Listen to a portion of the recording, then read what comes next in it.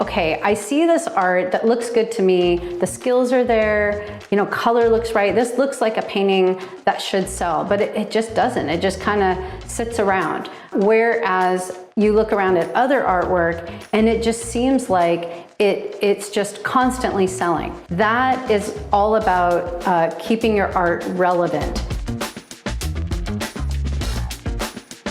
Here's the thing is, if your art looks, let's say, dated 20 years from now, somebody buys your piece today and 20 years from now, it's like, oh, that looks kind of dated. That woman in that jeans jacket with the buttons on, that was cool in the 80s when I bought it, but now it's just kind of like not cool anymore, right? That doesn't really happen. They fell in love with it in the 80s. It's this girl in a jeans jacket and she's got, buttons on, but it's their piece. They own it. They've lived with it. It's in their house.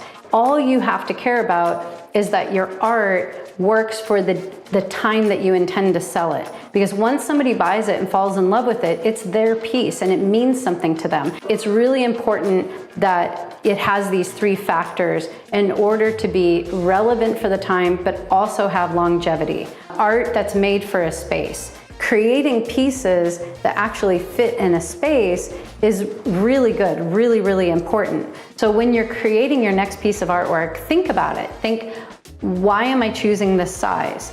Where would somebody put this? Where would I put this? Where would my mom put this? Where would my friend put this? And have an answer for that. It doesn't make sense to make a giant food piece that goes over the couch. It makes sense to make smaller food pieces that would go in the kitchen. So we have to evolve as artists. Something that can make your artwork look dated is if you aren't really evolving with the times.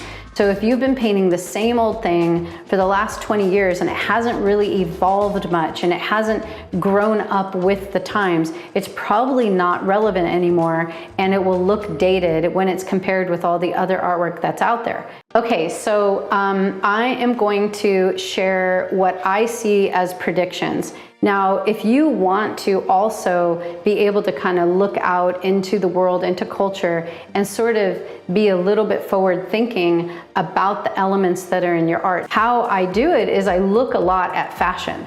So if you look at what happens during Fashion Week, not to say that, people are going to dress like that. If you look at Fashion Week and what a lot of people wear, it's these kind of crazy hyperbole or exaggerated versions of the flavor that's out there. So something I've noticed is that this sort of movement in Nouveau Rococo. So this is just an example of an artist that I think kind of depicts that vibe or that idea. So if you look at old sort of Rococo paintings, everything is very frilly. These ladies here, this is a nod at that kind of Rococo vibe that's out there. Also, another trend I see is going back to color. For a while now, everybody's just decorating and wanting very muted things, but color is coming back. So that means for you artists that really like to paint in color, there's going to be a return to that. And I think people are going to really start gravitating towards colorful paintings. Heavy texture. So texture, textiles, even gluing, cloth or fabric or anything that has a lot of texture. I think that is going to be even more acceptable, more desired. Another trend I see is grassroots art sales. So art sales that are under 10,000 are going to continue to really boom, and collectors buying directly from artists on social media, through email, websites. So this connection of collector directly with artists. That doesn't mean that galleries are out or galleries aren't going to do well. I own a gallery, so galleries that focus on an experience and events where they connect the collector with the artist. So in-person artist events. And then lastly, connection.